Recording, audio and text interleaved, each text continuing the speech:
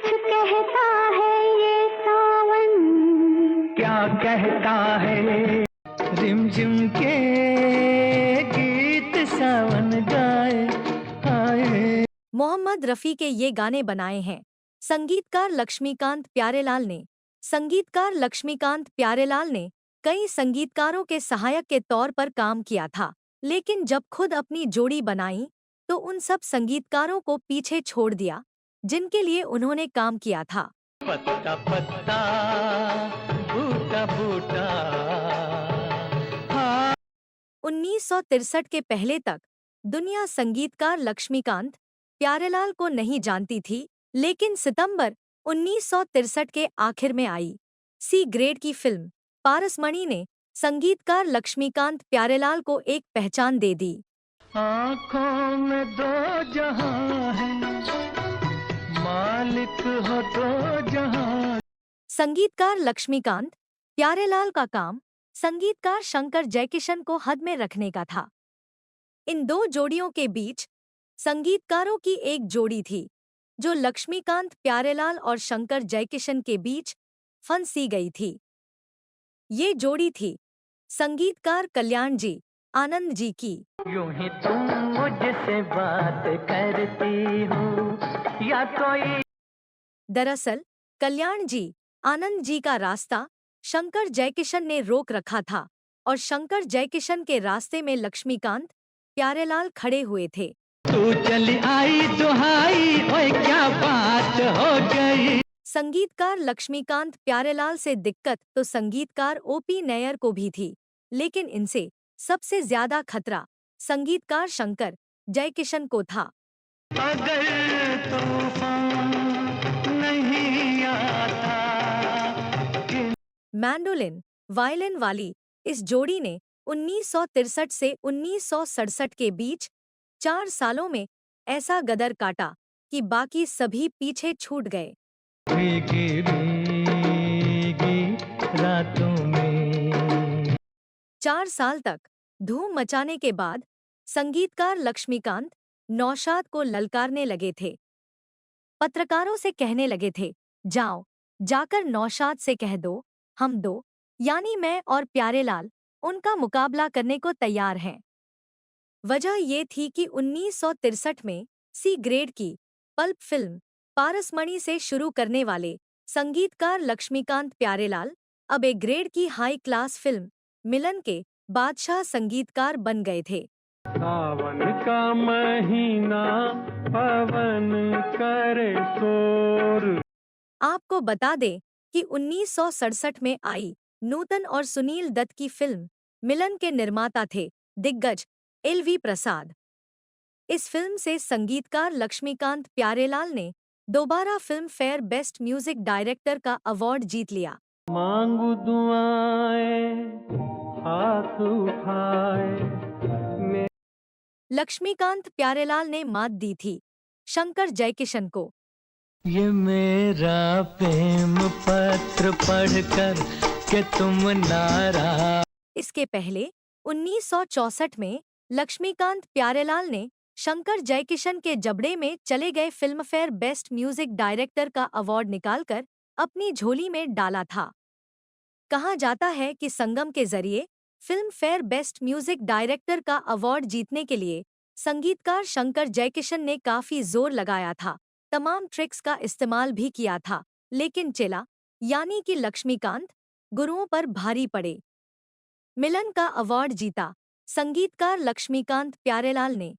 हम तुम युग युग से ये गीत मिलन के गाते।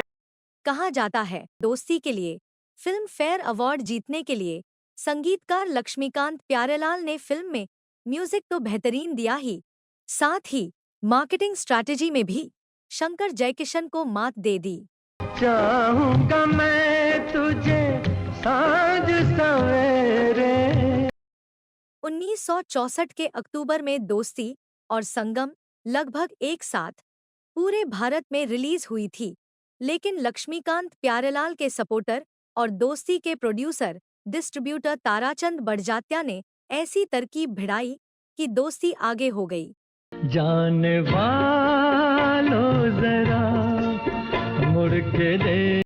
दरअसल ताराचंद बड़जात्या ने दोस्ती की एक साथ 64 प्रिंट्स निकलवा लिए थे और इन्हें हिंदुस्तान भर के सिनेमा घरों में एक साथ भेज दिया था।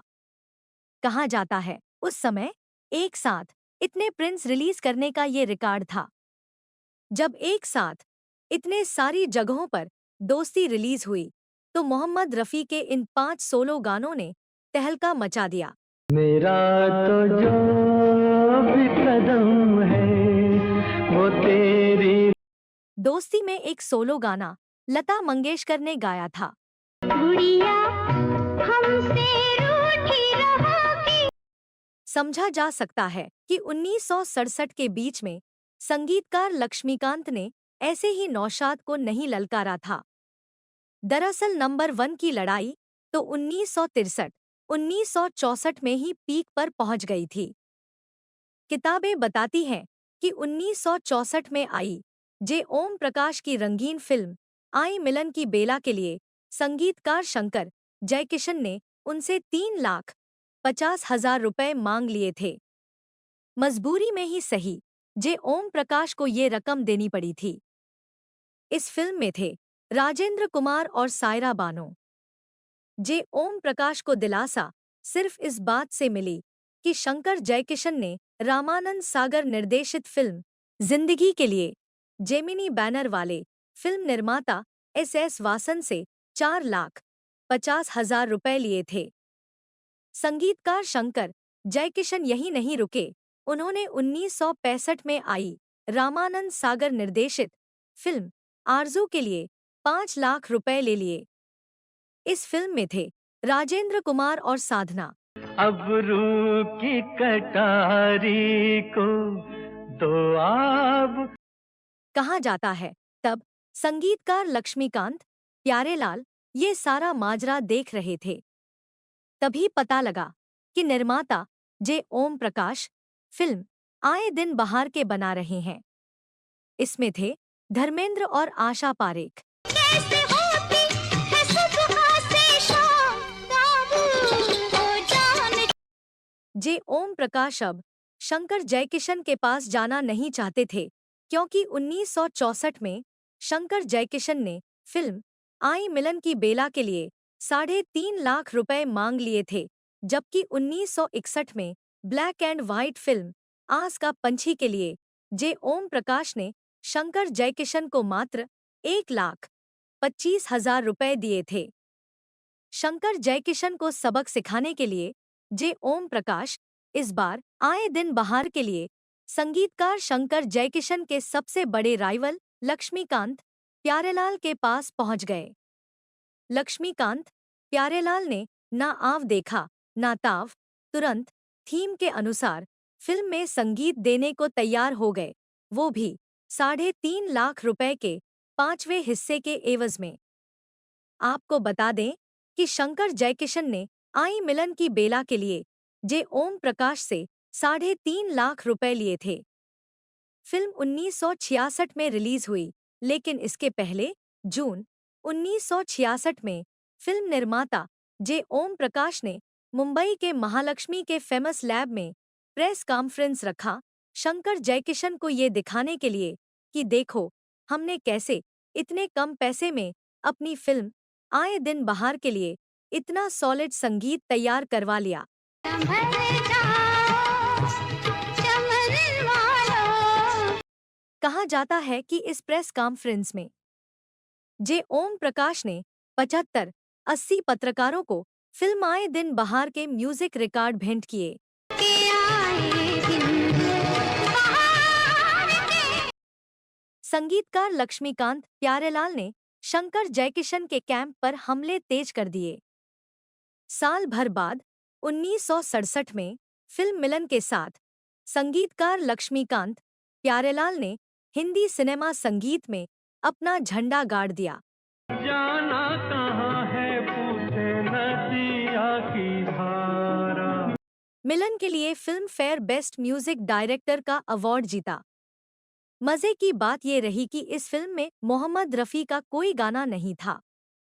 इसमें थे तो बस मुकेश। राम गजब ढाए ये पुर साथ में थी लता मंगेशकर। नैया संभालो के आए हो केवैया। अगर ये कहानी आपको अच्छी लगी हो तो इसे शेयर करें, लाइक करें और चैनल को सब्सक्राइब करें। नमस्कार।